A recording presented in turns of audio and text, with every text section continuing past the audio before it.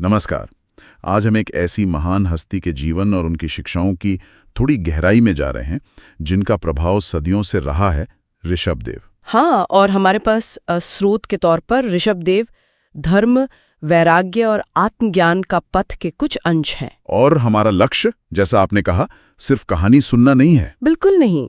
हम ऋषभदेव को सिर्फ एक राजा या गृहस्थ के रूप में नहीं, बल्कि एक दिव्य अवतार के रूप में समझने की कोशिश करेंगे। वो अवतार जिन्होंने अपने जीवन से, आप कह सकते हैं, धर्म, वैराग्य और आत्मज्ञान का मार्ग प्रशस्त किया। तो चलिए सीधे वहीं से शुरू करते हैं जहां से ये असाधारण जीवन शुरू हुआ।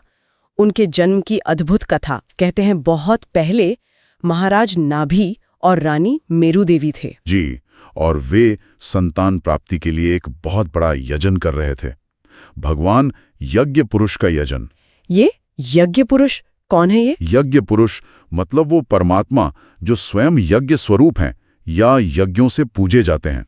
यहाँ तो साफ तौर पर भगवान विष्णु का ही संकेत है। अच्छा, और महाराज नाभि और रानी मेरू देवी की श्रद्धा इतनी गहरी थी, इतनी निस्वार्थ कि कहते हैं स्वयं भगवान विष्णु यज्ञ में प्रकट हो गए। स्वयं भगवान प्रकट हो गए, ये तो बहुत बड़ी बात है। हाँ, ये उनकी भक्ति की शक्ति दिखाता है। बहुत दुर्लभ है ऐसा होना। और फिर वहां जो ऋषि थे उन्होंने महाराज नाभि के लिए वरदान मांगा। जी, वे चाहते थे कि महाराज को भगवान विष्णु जैसा ही पुत्र मिले, एकदम उनके समान। इस पर भगवान का जवाब बड़ा दिलचस्प था, है ना? हाँ बिल्कुल। भगवान ने कहा, मेरे समान तो मैं ही हूँ, मतलब कोई और मेरे जैसा कैसे हो सकता है? मैं यूनिक हूँ। सही। लेकिन फिर उन्होंने ऋषियों का मान रखा। कहा, ब्राह्मणों का वचन सत्य करने के लिए मैं स्वयं अपनी अंश कला से नाभि के घर अवतार लूंगा। ये अंश कला शब्द यहाँ महत्वपूर्ण है। अंश कला, इसका क्या मतलब हुआ? ये पूर्ण अवतार से अलग है क्या? हाँ, अंश कला का मतलब है कि भगवान अपने पूर्ण स्वरूप का एक खास अंश या शक्ति लेकर प्रकट हुए। ये पूर्ण अवतार जैसा नहीं, पर पूरी तरह दिव्य है। वो किसी विशेष उद्देश्य से अपनी दिव्यता का एक खास पहलू दिखाने आए थे। समझ गया। और ये वचन पूरा हुआ? बिल्कुल। समय आने पर रानी मेरू देवी ने एक बालक को जन्म दिया, लेकिन वो कोई साधारण बालक नहीं था। हाँ, स्रोत कहता है कि उनके शरीर पर, मतलब अंगों पर, वज्र, अंकुश जैसे भगवान विष्णु के दिव्य चिन्ह थे। जी हाँ, ये बाहरी निशान थे कि वे विष्णु अंश हैं, और स्रोत उनके स्वरूप को शुद्ध सत्वमय भी कहता है। शुद्ध सत्वमय, इसका मतलब उनका पूरा अस्तित्व, उनका स्वभाव सिर्फ सत्व गुण से बना था। पवित्रता, शांति, ज्ञान, दिव्यता। उनमें रजस या तमस यानी क्रियाशीलता या जड़ता बिल्कुल नहीं थी। जन्म से ही दिव्य स्वभाव। इसी दिव्यता और श्रेष्ठता को देखकर उनका नाम ऋषभ रखा गया। हाँ, महाराज नाभि ने। ऋषभ का मतलब ही ये श्रेष्ठ। तो ये नाम सिर्फ नाम नहीं था, उनके भविष्य की ओर इशारा था। वो जन्म से ही श्रेष्ठ थे, नेतृत्व के लिए ही जन्मे थे। तो जन्म से ही ये तय हो गया कि वे साधारण राजकुमार नहीं, दिव्य अवतार हैं। अब बात करते हैं उनके राजा बनने की।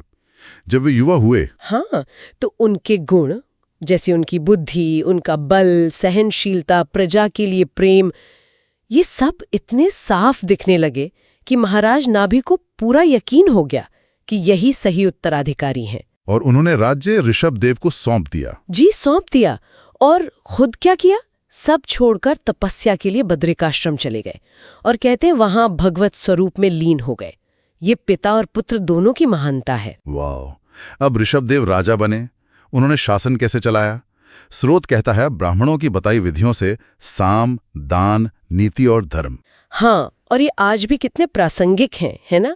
साम, दान, भेद, दंड, ये 4 उपाय होते हैं शासन के। हाँ। लेकिन ऋषभदेव ने मुख्य जोर साम, समझाना, दान, उदारता, नीति, नैतिकता और धर्म, कर्तव्य पर दिया।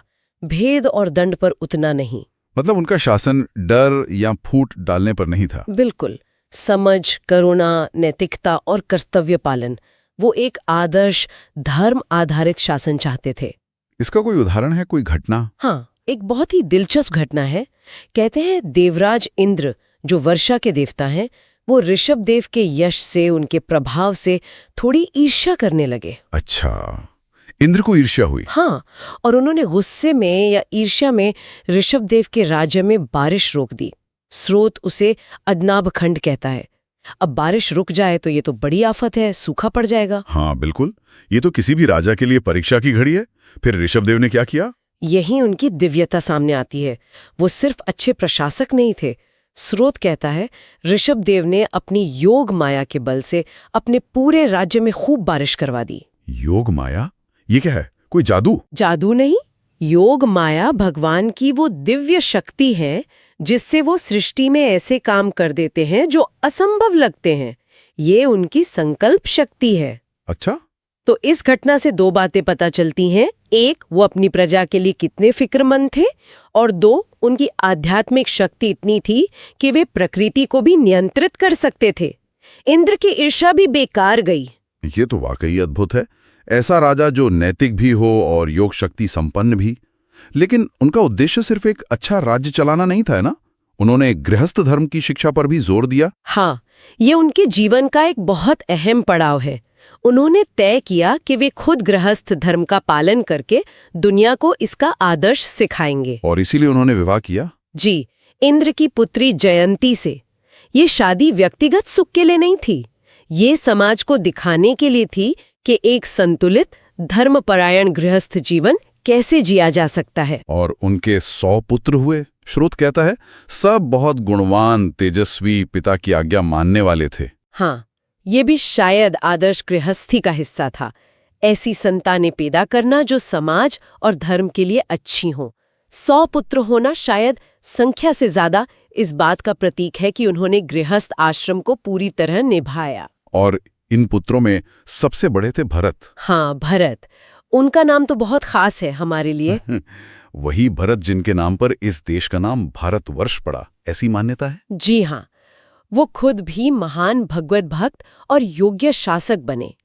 तो ऋषभदेव ने जीवन के इस हिस्से में एक आदर्श राजा और आदर्श गृहस्थ बनकर दिखाया। सामाजिक पारिवारिक कर्तव्य कैसे निभाएं, इसका उदाहरण दिया। लेकिन कहानी यही खत्म नहीं होती। इसके बाद एक बड़ा मोड़ आया उनके जीवन में। हाँ, अब आता है अगला और शायद सबसे गहरा अध्याय। जब उन्हें लगा कि उनके बेटे, खासकर भरत, राजपाट संभालने लायक हो गए हैं और गृहस्थ धर्म की शिक्षा भी उन्होंने दे दी है, तब उन्होंने क्या किया? तब उन्होंने वो कदम उठाया जो उनके अवतार के असली लक्ष्य की तरफ ले जाता था। उन्होंने सब कुछ, राजपाट, ऐश्वर्य, अपने सबसे बड़े बेटे भरत को सौंप दिया और खुद पूर्ण वैराग्य धारण कर लिया। एक चक्रवर्ती सम्राट से एकदम सर्वत्यागी तपस्वी। हाँ बिल्कुल, महलों का सुख छोड़कर जंगल का रास्ता। स्रोत कहता है उन्होंने परमहंसों के मार्ग का आचरण किया। ये परमहंस कौन होते हैं? परमहंस संन्यास की सबसे ऊंची अवस्था है। ये वो सिद्ध योगी होते हैं जो हंस की तरह नीर क्षीर विवेक कर सकते हैं। मतलब सच, आत्मा को झूठ, संसार से अलग पहचान सकते हैं। वो पूरी तरह आत्म साक्षात्कार कर चुके होते हैं। तो ऋषभदेव ने खुद ये अवस्था पाई और दूसरों को भी सिखाया। हाँ, उन्होंने भक्ति, ज्ञान और वैराग्य की शिक्षा दी। उनका अपना जीवन ही सबसे बड़ी सीख बन गया। उनके इस रूप का वर्णन दिगंबर के तौर पर भी है, मतलब वस्त्र रहित। हाँ, दिगंबर, दिशाएं ही जिसका वस्त्र हों, दिक प्लस अंबर, पूरी तरह वस्त्र रहित। ये चरम वैराग्य दिखाता है। न सिर्फ बाहरी चीजों का त्याग, बल्कि अपने शरीर से मोह या शर्म का भी त्याग, देह भाव से पूरी तरह ऊपर उठ जाना। ये तो त्याग की पराकाष्ठा है। इस अवस्था में वे क्या करते थे, कहाँ जाते थे? वे परमानंद में लीन होकर, मतलब अपनी आत्मा के आनंद में डूबे हुए, देश विदेश घूमते रहे। उनकी हालत ऐसी थी जैसे कोई जड़ हो या पागल।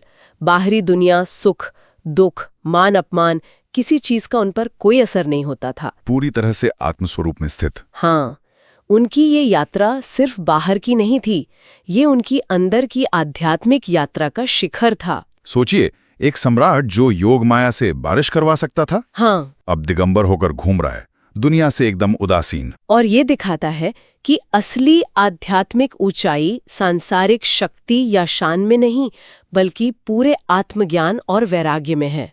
सबसे बड़ी शक्ति बाहरी नियंत्रण में नहीं, अंदर की स्वतंत्रता में है। और फिर इस यात्रा का अंत कैसे हुआ?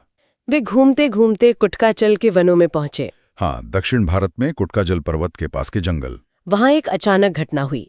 स्रोत के अनुसार वहां बांस के पेड़ आपस में रगड़े और आग लग गई। हाँ, भयंकर दावाग्नि, जंगल की आग, उसने पूरे जंगल को घेर लिया। और उसी आग में ऋषभदेव का शरीर? जी हाँ, उसी भयंकर आग में उनका भौतिक शरीर भी भस्म हो गया। कहते हैं वो उस वक्त भी अपनी आत्मा अनुभूति में इतने डूबे हुए थे कि उन्हें ना आग का पता चला, ना शरीर जलने का कोई दर्द महसूस हुआ। ये अंत थोड़ा चौंकाने वाला है। इसका कोई गहरा मतलब है क्या? इसे कई तरह से देख सकते हैं।